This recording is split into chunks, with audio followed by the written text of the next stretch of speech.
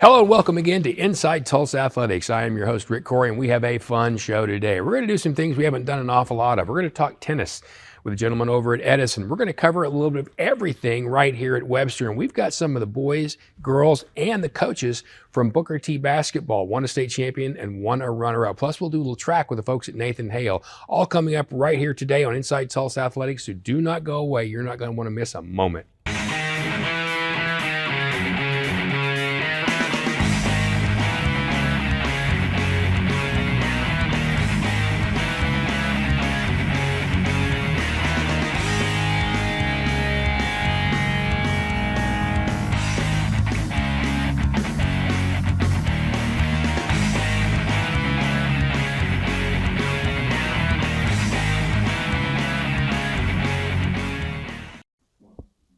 Welcome back to Inside Tulsa Athletics. I am your host, Rick Couri, and now the man to my left is a champion, a state champion. It is Eli Brown from Booker T. Washington High School, and not just a champion, the win over Lawton, 68-44. What, no quarter?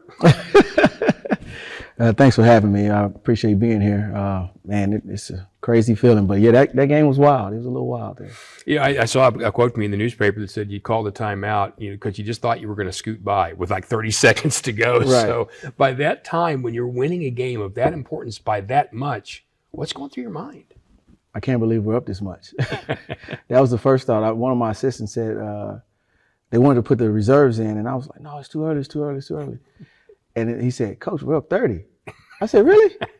I'm still in the moment, Sure. And I didn't realize it. And you just got a lot of things going through your head at that point. Sure. Just the feeling of relief that you won, that you broke through, the feeling of joy and satisfaction, and just being happy for your kids, knowing what they sacrificed and what they put in all year. So you're just so happy that they saw it pay off for them. That sense of gratitude really kind of sets in, doesn't it? Gets you those emotional moments. I want to take you back to the first time you were on the show with us this year. You were talking about what you thought your team was going to be and the potential you knew, because you knew you had really good players. As the season rolled along, how did that change, and how did your team kind of peak when it did beginning of the playoffs? Well, we were up and down all season in terms of just trying to figure out how to have the talent play together. They were not selfish kids. They just didn't understand that they didn't have to do it by themselves. Sure. And it came together all at the right time, just to be honest with you. But I tell you, the biggest things that we learned were that we can be beat. When we lost 2 games in the Tournament of Champions, and we lost 4 games out of town, out of state, we knew that, we're not Teflon and we can be beaten. And that really helped us grow throughout the season, those losses. While, the outsiders didn't understand it, we understood it, and we needed those losses. And the kids just really stepped up, man. Our seniors really carried us all year, and they really kept us grounded throughout the season to understand that we still have a goal in front of us, and we got to get better, and that's exactly what we did. So those losses had to really help coming the beginning of tournament time, because now it's up there. Right. And that's a grind. That tournament is almost as long as the regular season when you start your areas and regionals and all that. Right. Did that help that mindset? Oh, yeah, because they understood that, if you don't do what you need to do, you can be beat. And we lost the 3 games we lost in Oklahoma. All 3 of those teams were either playing for a championship or won a championship. And so we knew after losing those games, while they didn't feel good to lose, it was a lesson there to be learned. Sure. And we learned that lesson, and it all culminated in what people saw in the semifinals and in the finals. We talked with you last time again about kind of beginning that tournament and how you have to have a philosophy, because that's a long grind. You want to save them, but you want them sharp. Did you manage that about like you wanted to? I think we did. I think we were able to give kids days off to recover. We were able to, first of all, stay relatively healthy throughout the season, which really helps, because you need those key guys throughout the season, and injuries can always sneak up on you. And we had a few knick-knack injuries, but nothing crucial. And so we were able to manage those games, and we needed to have those games spread out throughout our district play, because our district play wasn't as strong as we wanted it to be. Sure. So we had to have those tougher games built in to help us understand how we need to finish games and how we need to guard different teams and different actions and things like that. So, yeah, we managed it pretty well, I would say. It's when you hit a roll and something like that, and that's the most important thing. It's not the best team; it's the team playing best. Absolutely. And that's exactly what you guys were. You were both actually at that moment. What did you see really kind of ramp up at that time? Sharing the ball, and then we had a saying which was people movement and ball movement. And we really wanted to emphasize those two things, and we really did that in the playoffs, and especially those last two games. It was just the moniker of "we over me" really played out in those last 2 or 3 games, and so I thought that was the main things that really kind of helped us get over the hump and play as well as we did. Was there a moment during Areas Regionals in the tournament itself? Was there a moment when you thought, "Yeah, we're really clicking"? Yeah, I thought in the Collinsville game, in the regional Collinsville game, I thought that we were really playing well in that game.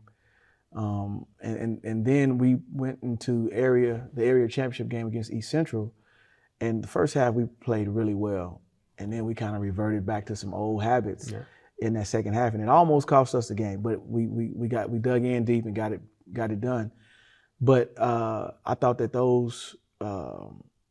that regional game against Collinsville kind of showed that, hey, okay, we're ready to make this. Because we had played them twice already. First game, I think we beat them by 7. Second game may have been 4 or 2. And both games were in the 40s. Well, in that third game, we played them again, and I think we won by 25 or something like that, and scored 60-something points. So I was like, okay, we're finding our groove. Sure.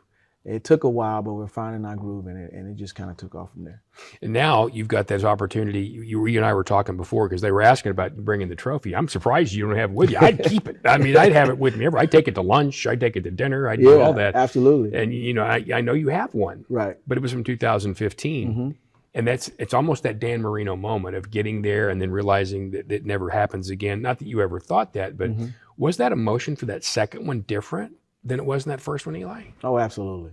It was so different because I was 33 years old when I won the first one, and kind of unassuming of what it really meant to win a state championship as a head coach. Years go by, you start to learn like the significance of it and realize the significance of it. And so when I won the second one, it was a lot of emotion in terms of, these kids and this program is now forever with the elites and forever in the books. And so it really doesn't set in until years later, to be honest with you, when people look back at it and start talking about it, and then you start realizing how special it was. But that's kind of how it was for me at Central. And I'm sure that's kind of how it will be here at Booker T. But at Booker T, these guys always say, well, you got to win another one back to back. That's the new pressure now. So it doesn't stop. Congratulations. Let's go. Let's do it again.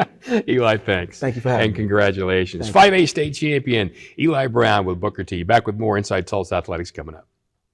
Hey Tulsa, welcome back to the top recycling play of the day. Team Johnson is facing off against a tough competitor, plastic. Don't trust those numbers on the bottom. You have to stick to what you know. Only bottles and jugs found in the kitchen, bath, or laundry. They're quick to pick up. And empty those bottles before sinking that shot. Always empty your bottles before recycling. Score big by recycling your plastic bottles and jugs. Learn more at TulsaRecycles.com. Being an athlete at Nathan Hale's means that you have to be consistent, outgoing, and be dedicated because students at Nathan Hale look up to the football team. Being an athlete at Nathan Hale has taught me to be confident and disciplined, and always to be open-minded and always ready to work with people no matter how difficult it is. And welcome back again to Inside Tulsa Athletics. I'm your host, Rick Couri, and I'm thrilled to be joined by a couple of more state champions. These are guys from the Booker T basketball team. We've got B.J. Harris and Jamarri Simpson. I'm going to start with B.J. because he's holding the microphone, so that's why we're going to start there. I asked Eli, your coach, about that emotion as the time is draining down and you're up by that much. You look at that scoreboard, what were you feeling? I was feeling a lot of emotion, man, especially with losing last year. We know what it felt like to lose, so we just didn't want to feel that again. It felt great, especially letting our young guys get in. getting them able to play. It just felt good, man. Just winning by that much. Coach said he didn't even realize you were up by 30 because he was still in the moment.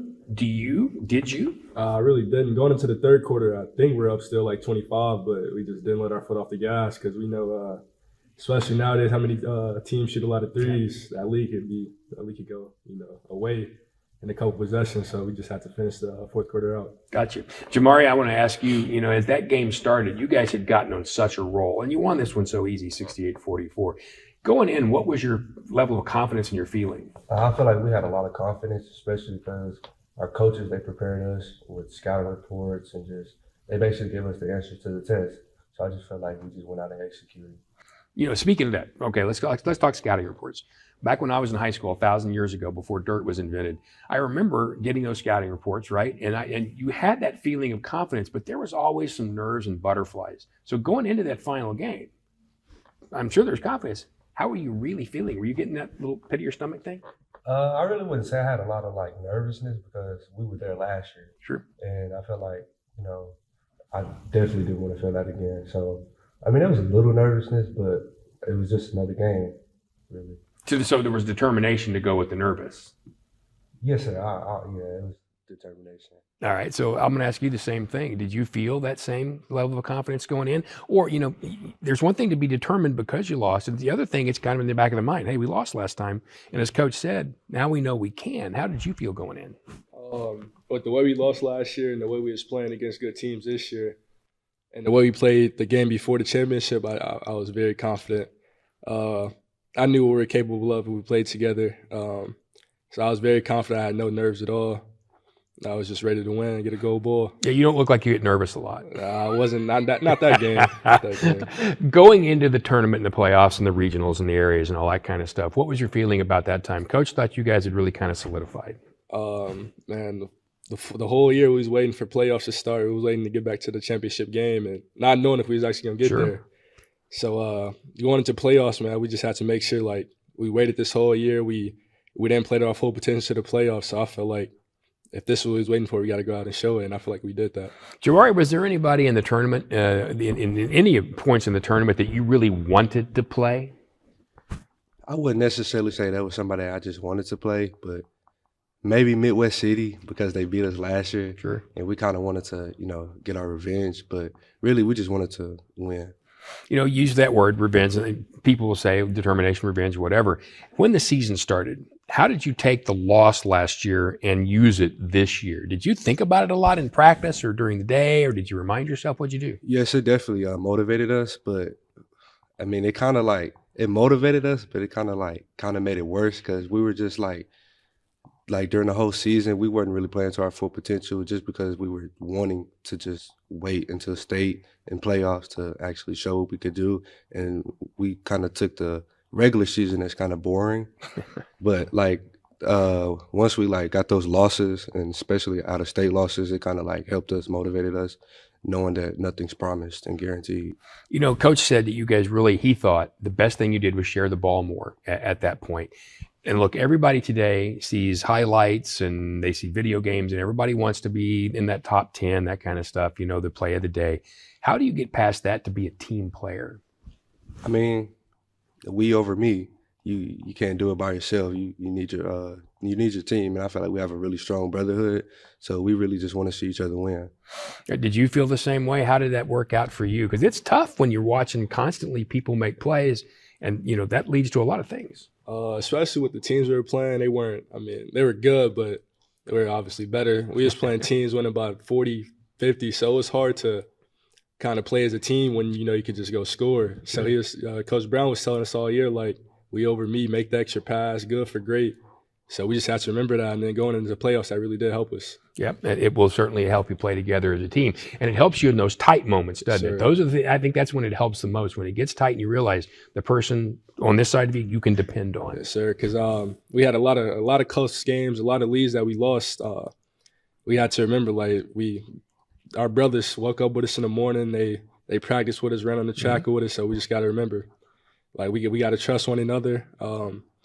We just got to trust they're gonna make the right play, and they don't plan to fail. So we always assume good intent. That's what our coaches There say. you go. Now that's a great way to put it. Now, Coach didn't bring the championship ball. How often do you go by and visit it?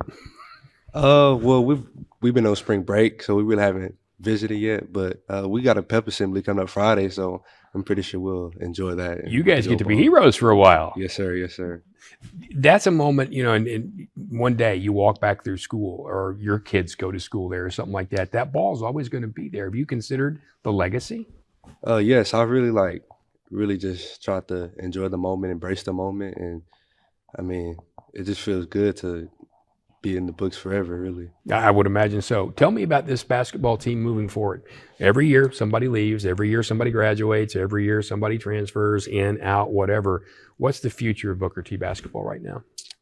So we're losing, in my opinion, three key players, me, Jamarri, and then Ken Bowlin. He didn't play a lot, but he was a great energy guy. Fans loved him. He just brought good energy to practice. As far as next year, I feel like we have a lot of juniors. We have LJ Scott and Riley Williams. They came off the bench, and then obviously the three returning starters. So I feel like we're in good shape to win state back to back. All of them know what it takes to win and what it takes to lose. So I feel like we're going to win back to back, and then great coaches as well. So yeah, no pressure. And Eli's sitting right over there. And now you're talking about back to back, huh? Yeah, sure. What do you want your legacy to be for the people behind you, not just for the school, but for the players? What message do you want to leave for them? It's not always about scoring. Just do the little things: rebound, box out, dive on loose balls. I mean, everybody wants to score, but if you want to play at the next level, you gotta be able to be great at something else. Yeah, you got to watch those teams in college get down on the floor, and they will. Guys, congratulations. What a great win. Both of them said they were better at football than basketball. So these guys must have been really good football players. We have with us B.J. Harris and Jamarri Simpson from the state champion 5A, Booker T. Hornets. Back with more Inside Tulsa Athletics next. Hey Tulsa, welcome back to the top recycling play of the day. Team Johnson is facing off against one tough competitor, glass.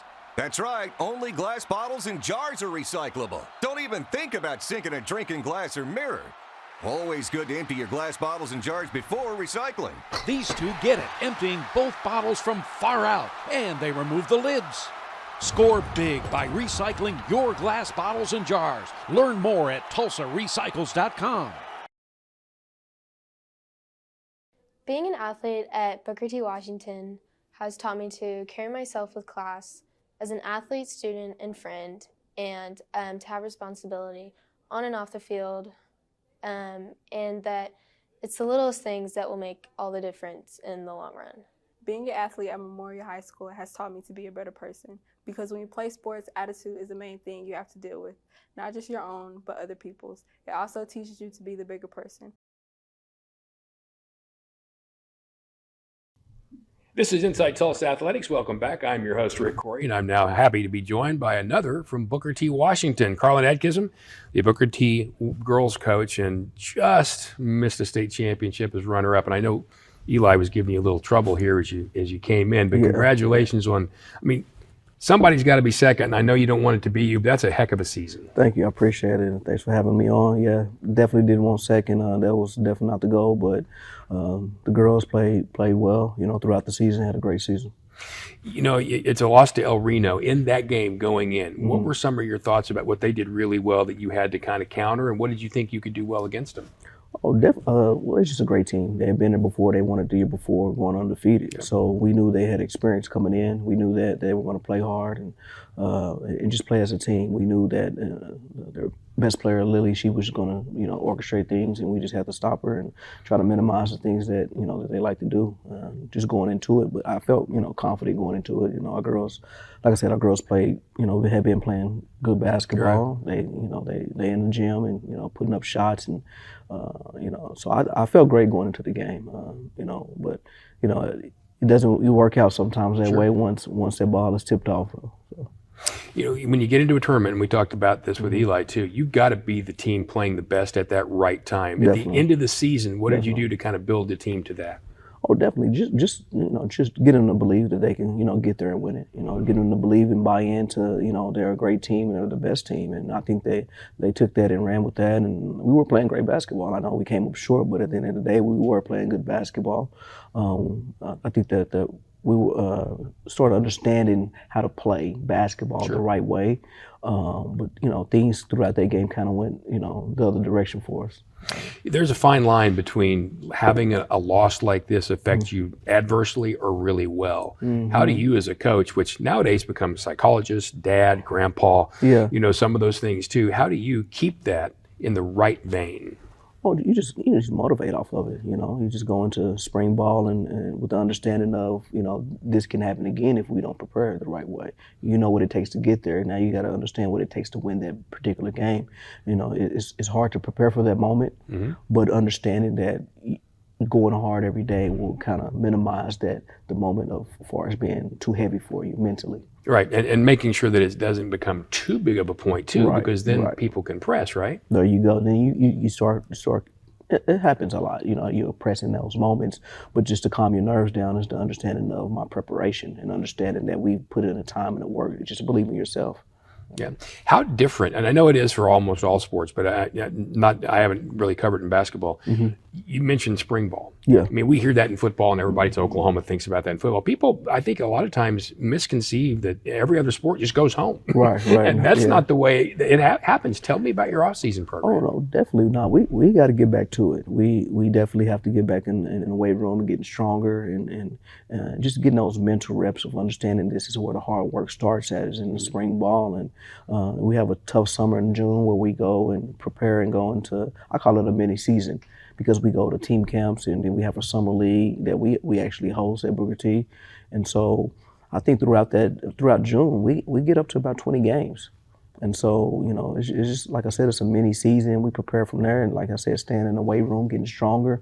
And I think it's the mental reps, the mental part of understanding what it takes to get there. And we played 31 games this year. Right. It's a lot of games, plus the 20 in June. Right. That's 50-something games you're playing together. So for that to be successful, you gotta gel and have the right chemistry. How do you also make sure that it doesn't become too much? You don't want to overkill. You don't want them to burn out. You want them to lose their love. Oh, it's a pace. In July, we kind of get away from it. They go with their AAU teams and kind of go on vacations with their family. In August, we kind of gradually get back to it. We just do some cardio and lifting, and we pace ourselves throughout the season. As a coach, even when those players are away, you're still thinking about it. I mean, many times they're not, but you're still thinking about it. So you're already, I'm assuming, looking at next year. Yeah. As a coach, too, as a head coach, you have a plan, you have a set. How often do you look at things and say, well, I'm just going to do this differently this year? Do you reassess every year? Definitely. I coach based on the players that I have, so each year is going to be different. Sure. We have 4 seniors that's leaving, which were a vital part of our success. And so when those 4 are leaving, the next 4 got to step up. And so I base my assessment based on our skill, and who we got coming back. Right, you have to coach. You coach to your talent. Coach to your talent. If you try to coach your philosophy without coaching to your talent, you lose games. Yeah, right? You have coaches out there that just that this is my system. This is how we're gonna run it. You're gonna have to fit my system. I'm pretty much the opposite of that. I kind of take our players and we got to play this way to be successful because we have these players. All right. So tell me, what do you think you're going to have coming back? I think we're going to be talented still. As far as we're not going to have the depth that we have this year, but we're a talented group. We're a lot younger than we were this year, but this group is talented. They can shoot the ball and they can get out and spread the floor and play more. We're going to have to play more. I like to play fast this year, but then we can't play that fast this next year coming up just because of our personnel. But I think that if we can learn how to execute in the half court, we'll be just fine. And you never know who's going to suddenly just develop either, do you? No. We got some players that I feel that can, like I said, get in that weight room, get stronger, and get them, stay with some trainers and get up some shots, get some skill work. I think we'll be fine. Yeah, and that's always, and to me, it has to be one of the most gratifying parts of coaching is when you see somebody who works and trudges, and then suddenly they break out. Oh, definitely. We definitely have a lot of players like that at Booker T, to where we kind of see the growth over the 4 years. And if, like I said, they stay in the weight room, stay on the court, I think they can get better. And playing time will fix itself. Yeah, that trophy for first and second is different. That second place trophy can be a motivator and it can be a haunter at the same time. You're going to ask them to stay away from it or go look? I'm going to be honest with you. Right now, it's haunting me. I think in a couple more weeks, it'll be a motivator. It still stings right now. Yeah, TT made a joke a while ago about being runner-up. So I told her it still stings right now. It's too fresh in my mind. Too soon. Way too soon. Well, look, congratulations on an excellent it. season anyway, and you. go get them next year. Huh? Thank you. That's Carlin Adkism. He is the head coach at Booker T of the girls team. Coming back with more Inside Tulsa Athletics next. Hey, Tulsa, welcome back to the top recycling play of the day. Team Johnson is looking to defend their title against aluminum and steel cans. Bob, most people think of the kitchen for this opponent, but aluminum and steel cans, like empty shaving cream cans, also play extremely well in bathrooms all over Tulsa. That was nothing but bin, Bob. Wow, right into the bin. Team Johnson has buttoned up another win. Score big by recycling your aluminum and steel cans. Learn more at TulsaRecycles.com. Being an athlete at Edison High School has taught me to work as a team rather than as an individual. Whenever you're on a team, you have a special bond with each other. You know you can rely on them in a time of need, whether on or off the court. Whether it be a shoulder to cry on or advice on how you can improve, you know your team will always be there for you.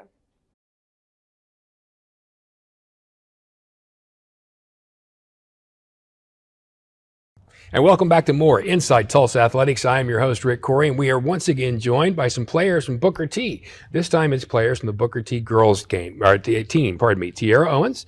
We also have Rhyian Mayberry and Marcayla Johnson. I want to start with Rhyian Mayberry. It's probably not the first time someone started with a Mayberry in your family. I ask, is it pressure being a Mayberry? Yeah, I definitely say that there's pressure being a Mayberry, just with all my siblings and, of course, my dad. But I feel like I've definitely adapted to it, and I know that my family supports me no matter what. So. Oh, there's no question. Does it help, though? Because basketball is a pressure game. You get into a state championship game, that's pressure. You deal with a little bit of that. I'm not saying it's a bad thing, but does that actually kind of help you deal?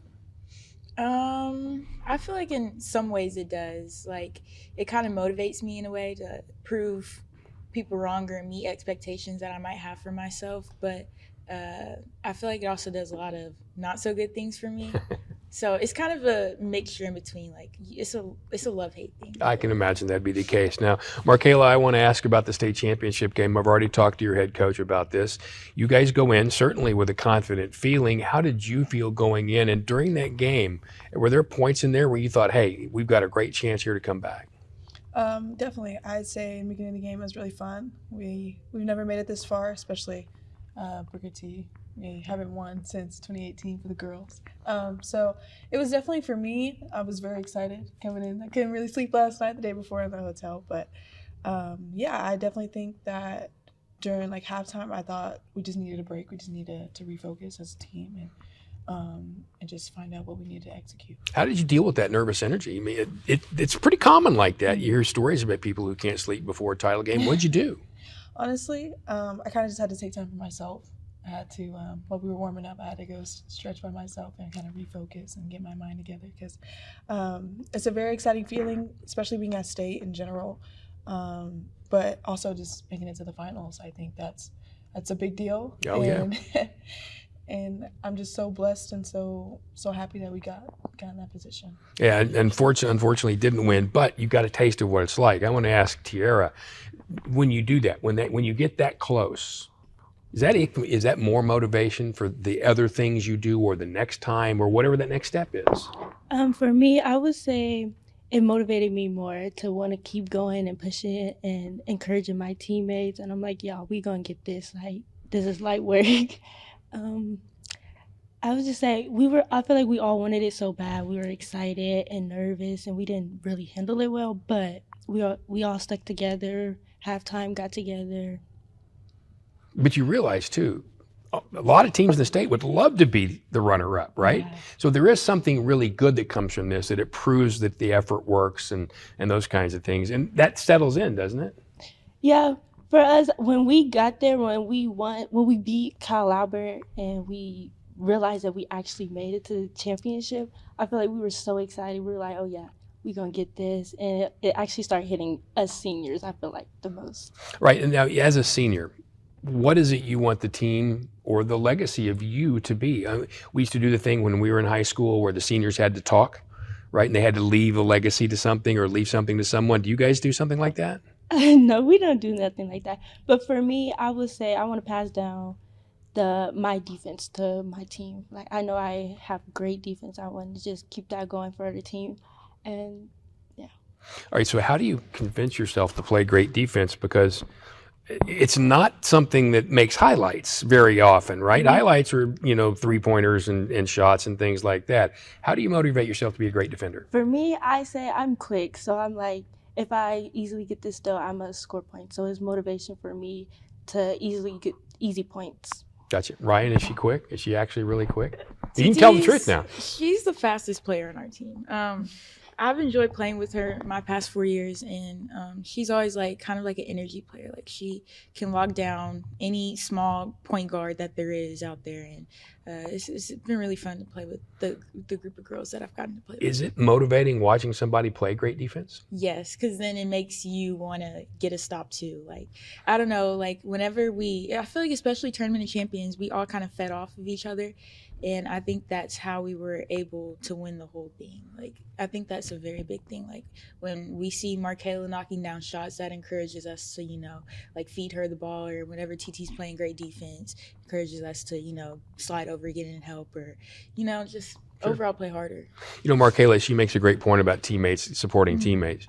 There's a time, if you have a really good team and if you feel that support, that you feel a oneness, a togetherness that you just can't get. It's hard to describe almost. When did you feel this team had that? Honestly, TOC, that was a big thing for us. We had a lot of eyes watching us, a lot of opinions were thrown. We got a new team, but it's like the same system. It's the same group of seniors, just a different coach. And I just feel like, I think TOC was a very important moment for us. We definitely made our mark. We had to remind everybody that we are still Booker T, and we still make an impact in Tulsa, especially the north side. So I would definitely say TOC for sure. And you said it's been since 2018. That really isn't that long ago, but I know it feels like a long time for a program like Booker T, doesn't it? Yes, I would say so. Especially my 4 years being here, we've touched state. We got a feel of it, but unfortunately we didn't get the gold. But it's okay though. I think that Coach A is going to do great things whenever we pass, and with the group of talent that we have a great team. We had a really good team this year, and we still have younger players too. So how does this experience, and I'll ask each of you this one at a time, how does this experience with a team this close and playing like this, how is this going to help you in the future, you think? Just the work ethic. I'd say Coach A, he doesn't really let us slack a lot. And I'm definitely going to take that into consideration when I go to Baylor for sure.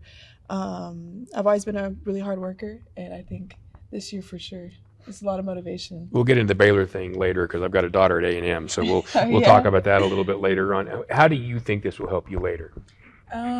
Like what Marcayla said, like the work ethic, like we practiced on Christmas Day. It was no days off. And I see him smiling over there as soon as you say that. He knows what he was doing. We really didn't get any days off, and I'm also kind of grateful for that because it kind of helped me like get to know all the girls on the team, and I've made some great friendships from some of my teammates that I know will be long life friends.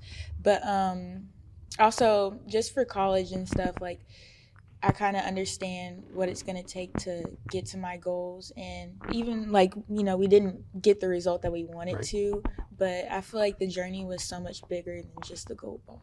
All right, what about you? How are you going to use this as you go forward, Tierra? I would say the work ethic too. Also, when being in that position, my nerves and everything, I feel like in the future, when I get there again, I won't be as nervous. I will know how to handle things better. And like they said, Coach A didn't let us slack at all. We got no days off. And then the friendships and the bonds that we built with each other was just great. That's fantastic. Well, congratulations to all of you. Now, Marcayla here wants to be a broadcaster. So you're going to turn and look at that camera right there, and you're going to say, this one? We'll be right back with more Inside Tulsa Athletics. Okay, we'll be right back with more Inside Tulsa Athletics. Inside Tulsa Athletics. what she said. Hey Tulsa, welcome back to the top recycling play of the day. Team Johnson is facing off against one tough competitor, glass. That's right, only glass bottles and jars are recyclable. Don't even think about sinking a drink in glass or mirror. Always good to empty your glass bottles and jars before recycling. These two get it, emptying both bottles from far out, and they remove the lids. Score big by recycling your glass bottles and jars. Learn more at TulsaRecycles.com. I feel like athletics is so important at Tulsa Central because it's an outlet for some of our kids there.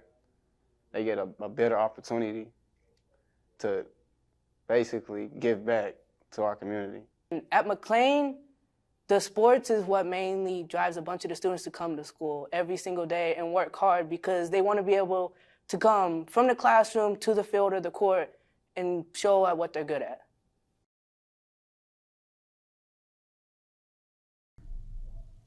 And welcome back. More Inside Tulsa Athletics. I am your host, Rick Couri, and I am proud to be joined by another Hale Ranger, 77 here. Throw up a hand. Shona, Potrzuski-Thorne. I'll get it. Shona Potrzuski-Thorne. There we go. Got it all down right. Track coach at Nathan Hale, but originally from New Jersey. We're visiting about Philadelphia because you spent some time there. How you doing? I'm doing great. Yeah. Tell me about being at Nathan Hale.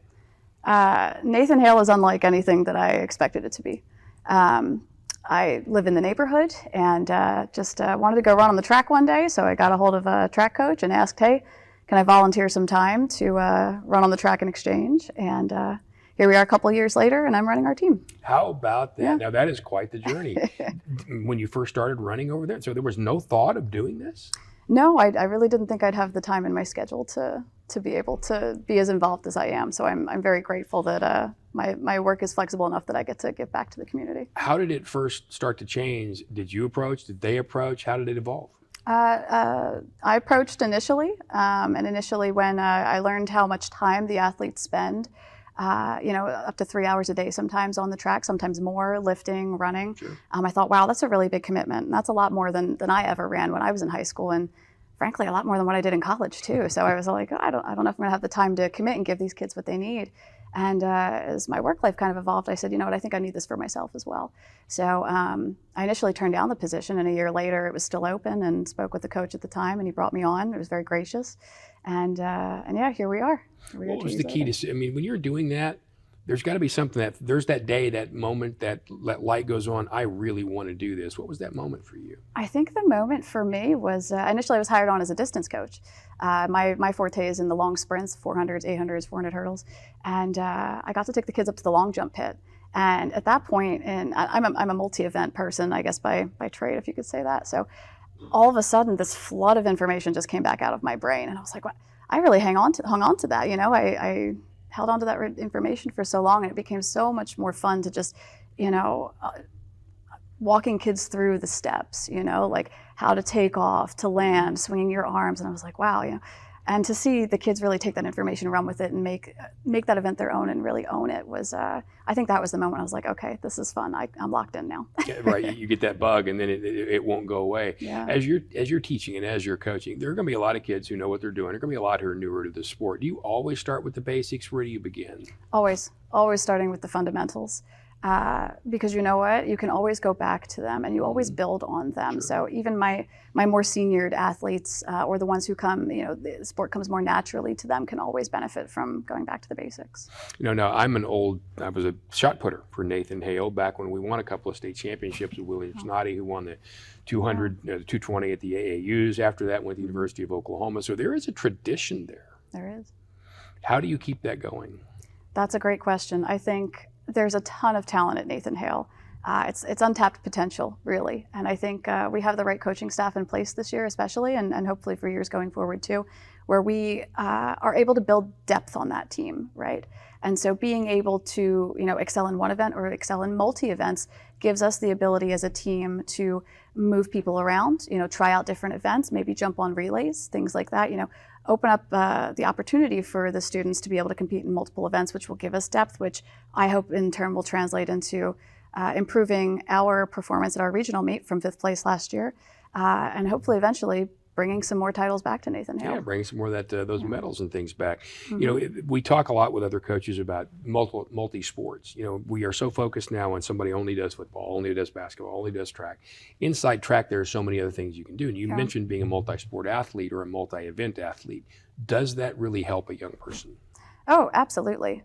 There's a lot of things that translate from even events within the sport as well, you know, pole vaulting to long jump, for example, or hurdling. So it's incredibly important just to get out and try, you know, and a lot of the same principles from other sports, right? Like you mentioned shot put, right? Even down to your footing, you know, very similar to how you might swing or stand for a baseball swing, right? So there's a lot of different elements from different sports that can come together kind of in this ultimate in the ultimate events in track. You know, so it's super exciting, and definitely I would encourage anybody who's never done it before to get out and try, because it's not just running. Track and field is a total body experience. So there are running events. There's long and short. You've got jumps, high, long, you know, pole vault, high jump, hurdles, the throws. And then when you get out of high school or even out of Oklahoma, you expand further. You know, you've got triple jump, javelin, the multi-events like the pentathlons and things like that. So it's a really great entryway. You mentioned college and high school career. Tell me about that. So I went to Pittman High School, a little town in South Jersey. It's a Group 1 school, so a very, very small school. I helped lead our team to our first ever state championship my senior year of high school. I was a 400 meter and 800 meter state champion. Set a division record in the triple jump. Wow. Went on to run Division I track and field at St. Peter's University up in Jersey City. Helped lead our team to 5 consecutive MAC championships, 3 indoor and 2 outdoor. Set a MAC record in the 400 meter hurdles. Didn't even realize that was my event until I got to college. And at one point was ranked in the top 50 400 meter hurdleist in Division I on the East Coast. My goodness. So had a pretty good collegiate career. Yeah, I would say that's a pedigree. I have to ask you this. 400, because you talk about those long sprints, 400, 800, 400. Are you insane? That's the hardest thing I've ever tried to do in my life. I mean, anybody who runs track and field, it's got to be a little bit insane, because all we do is run in circles. But it's one of the tougher events for sure. It's mental toughness, physical toughness, and a lot of training as well. Oh, well, congratulations on all those things. Shona Potrzuski-Thorne, Hale's track coach, thank you very much. I still can't imagine. I don't want to drive 400 yards anymore. Coming back with more right here on Inside Tulsa Athletics. Hey, Tulsa, welcome back to the top recycling play of the day. Team Johnson is looking to defend their title against aluminum and steel cans. Bob, most people think of the kitchen for this opponent, but aluminum and steel cans, like empty shaving cream cans, also play extremely well in bathrooms all over Tulsa. That was nothing but bin, Bob. Wow, right into the bin. Team Johnson has buttoned up another win. Score big by recycling your aluminum and steel cans. Learn more at TulsaRecycles.com. Being an athlete at Nathan Hale's mean that you have to be consistent, outgoing, and be dedicated, because students at Nathan Hale look up to the football team. Being an athlete at Nathan Hale has taught me to be confident and disciplined, and always to be open-minded and always ready to work with people, no matter how difficult it is.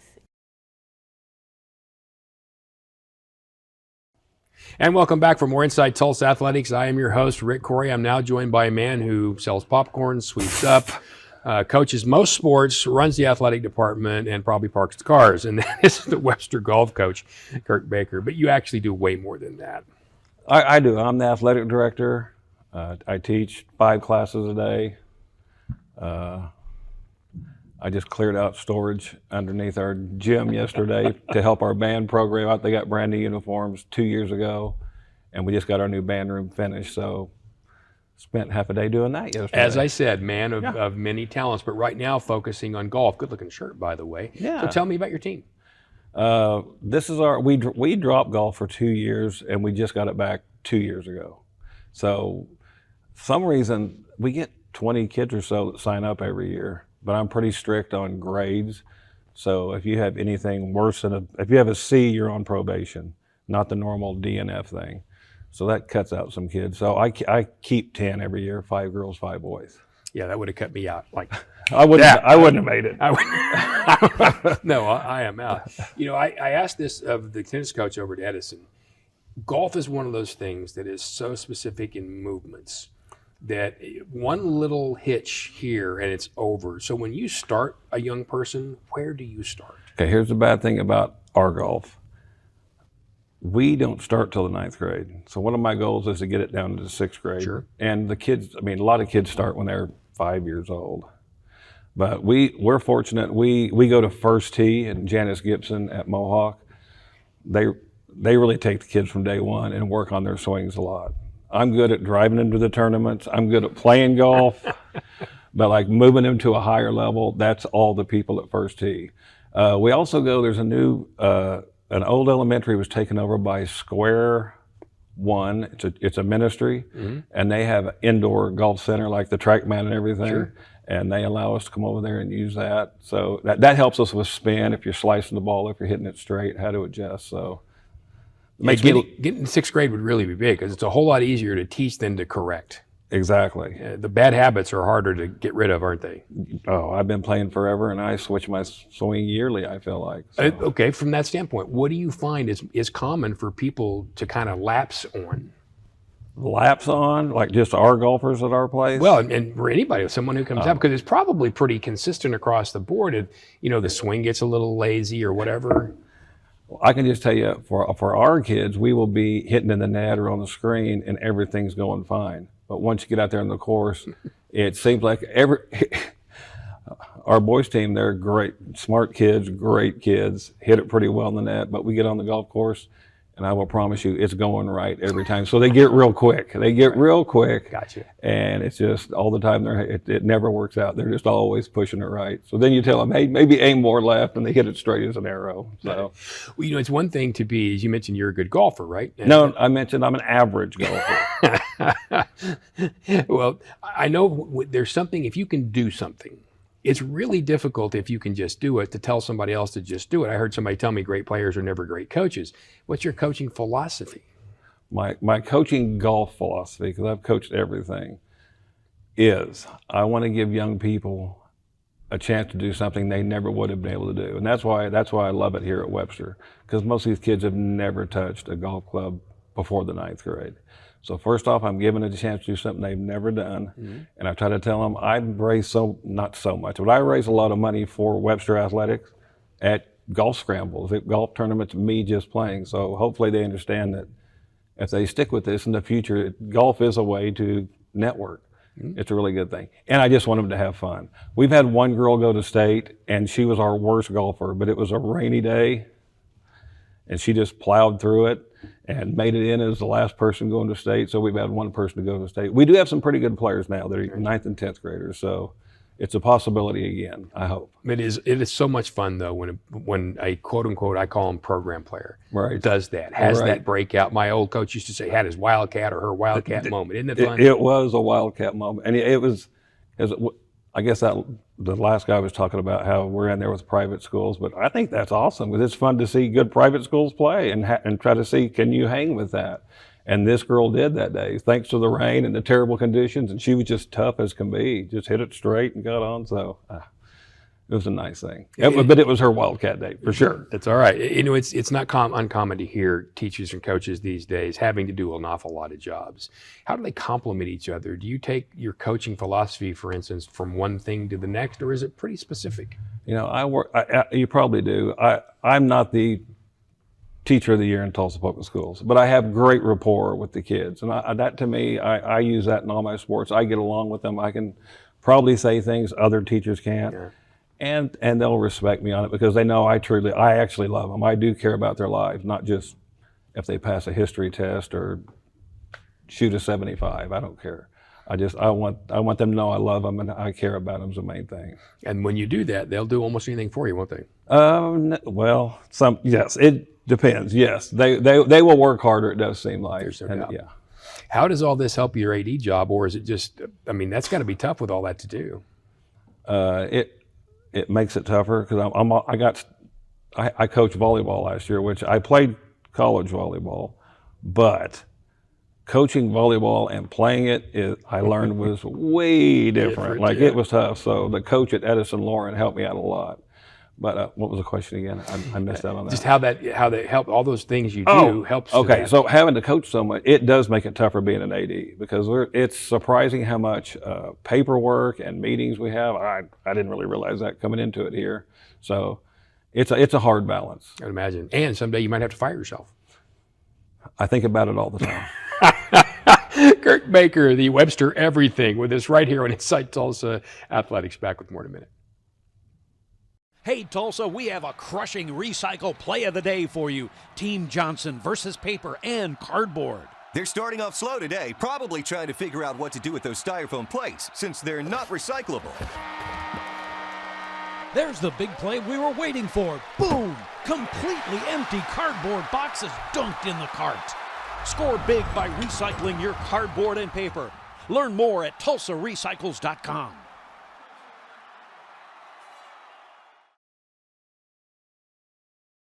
I love Will Rogers Athletics because it helped me physically, spiritually, and emotionally through all the journeys I've been through at that school. All of the support staff helped me a lot, and it's just an amazing school. Athletics at Will Rogers changed my life because it became a second family. With the support of my coaches and teammates, it's helped me gain confidence, work as a team, and will help me in college and in life. Welcome back for more Inside Tulsa Athletics. I am your host, Rick Couri, and I am excited to talk tennis. I'm a big fan and lover of tennis. The Edison tennis coach is with me, Keith Hinds. Keith, thanks for being in. Thank you for having me. You look like you came right off the court, did you? I did. I didn't think I'd get here in time. I was out teaching lessons, and I told my client I got to get out by 12 so I can make it, because I'm not used to coming this side of town either. Oh, I understand. All right. How did you become a tennis coach? I worked in the prison system in California in law enforcement for about 15 years, and I played college tennis, and I was working at Wasco State Prison at the time, which is by Bakersfield, California, where I grew up. And people just started to hit me up for tennis lessons because they knew me growing up there and what I did, and I wasn't really interested in doing that. But I was getting a little disenchanted with law enforcement, and I was working the graveyard shift to try to get out of things. And I said, you know what, I think I'm just going to stop and go into coaching. And that was about 35 years ago. Obviously, you haven't really regretted that. No, it was the best thing I ever did. When you start coaching, you've got to kind of develop who you are. And I mean, you know the game, but then there are coaches who are aggressive, there are coaches who are passive, there are coaches who are teachers, there are coaches who are motivators. You really want to be all those things. How did you mold who you are? I think I was on the other end of things, being more aggressive of a coach when I started, and now I'm way on the other spectrum. I think you have to adjust with how, I mean, I grew up in the 70s and it was just different. If you were in football, you didn't even get water. So now it's just a different world, and you have to adjust with the kids. They're not going to give you 3 hours. You have to. So I think I've gone the other way, and where I'm very laid back, and I kind of look at myself more as a teacher than kind of a coach, if that makes sense. Sure, it does. But because you don't get as much time, are you more focused on basics? Do you start there and try to get by it pretty quick? What's your philosophy there? Yeah, I think especially with the kids I have, we don't get country clubbers at Edison. So I don't get kids that take $1,000 a month in tennis lessons. I get kids that don't know how to play. And so you got to take a very fundamental approach, very slow, and kind of go from there. But you see growth in those kids pretty quickly? Yeah, it takes a while. Tennis is one of those sports that you don't just wake up and decide you want to play, and you can. Right. So I'll get the kids. We do have middle school tennis, so I can get them like in 6th grade. And hopefully by high school, they have some basic fundamentals down.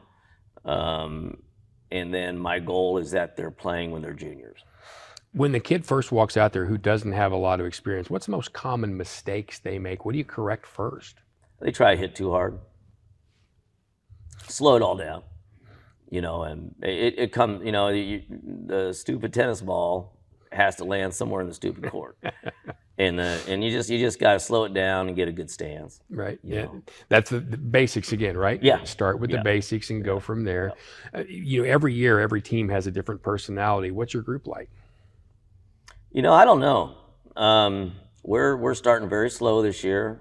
The kids they did all they could in the fall. They did well, but we've had eligibility issues. We've had loss of instruction days issues. We've had sickness. So we really haven't put my starting team out there yet. So we look real good in practice, but I'm hoping that in April, the Guthrie tournament's probably the one where I'll get to put my whole team out there. And I think once we do that, we're going to surprise some people this year. I think we're pretty good. That's what I was going to say. What do you think the potential is that you're seeing? Because I know it can be frustrating as a coach. You know what you think you have, but you can't quite get there for a lot of other reasons. What do you think it's going to look like? I think we have with us at Edison, we're in that 5A class where all the private schools congregate. So there is no chance as far as winning state and stuff like that. It's a competition level is not there, and it won't be there. But basically, our goal is to get as many people qualified. Sure. So our whole thing is just try to qualify. Mm-hmm.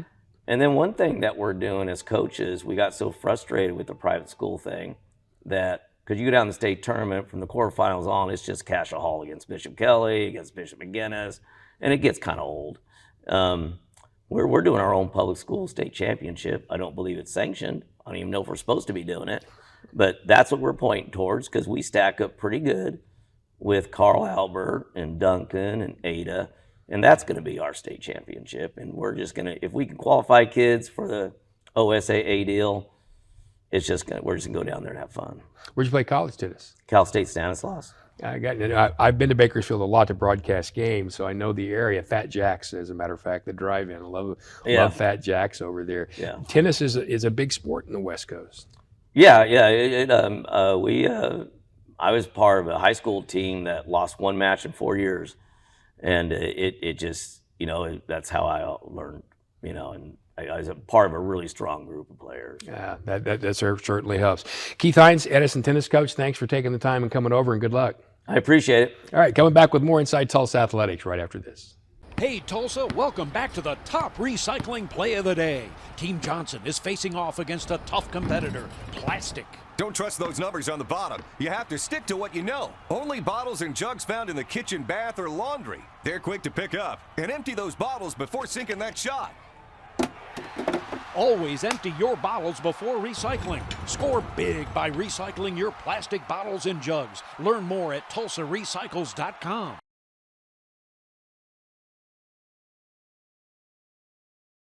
Being an athlete at Edison High School has taught me to work as a team rather than as an individual. Whenever you're on a team, you have a special bond with each other.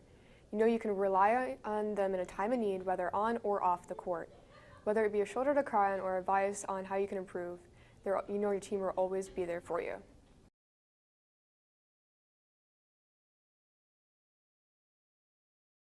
We want to thank everyone for being with us today on Inside Tulsa Athletics. I'm Rick Couri, and boy, we have had ourselves a really good time. We talked tennis with the folks at Edison, track with the folks at Hale, basketball boys and girls with Booker T, who won a championship in boys and a runner-up in girls. We even talked about a gentleman at Webster, Mr. Baker, who does everything right here. We want you to pick a sport, go support your Tulsa public schools, and we'll see you next time on Inside Tulsa Athletics right here.